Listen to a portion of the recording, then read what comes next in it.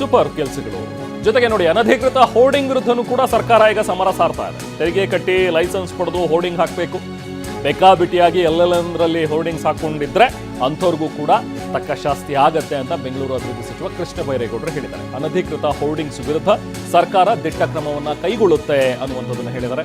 ಜೊತೆಗೆ ಹೊಸ ಜಾಹೀರಾತು ಪಾಲಿಸಿ ಬಂದ ಮೇಲೆ ಡಿಜಿಟಲ್ ಸ್ಕ್ರೀನ್ಗಳನ್ನು ಅಳವಡಿಸಬೇಕಾಗತ್ತೆ. ಬಹುತೇಕ ಕಡೆ ಡಿಜಿಟಲ್ ಸ್ಕ್ರೀನ್ ಅನ್ನ ಹಾಕಲಾಗ್ತಾ ಇದೆ.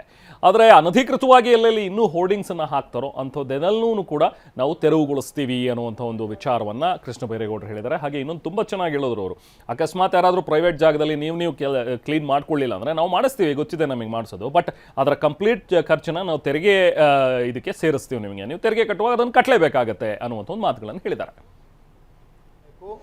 ಹೊಸ ಅಡ್ವರ್ಟೈಸ್ಮೆಂಟ್ ಪಾಲಿಸಿ ಬಂದ ಮೇಲೆ ಎಲ್ಲಂದರೆ ಅಲ್ಲಿ ಎಲ್ಲ ಈ ಡಿಜಿಟಲ್ ಸ್ಕ್ರೀನ್ಗಳನ್ನು ಅಡ್ವರ್ಟೈಸ್ಮೆಂಟ್ ಹಾಕೋದು ಶುರು ಮಾಡಿದ್ದಾರೆ.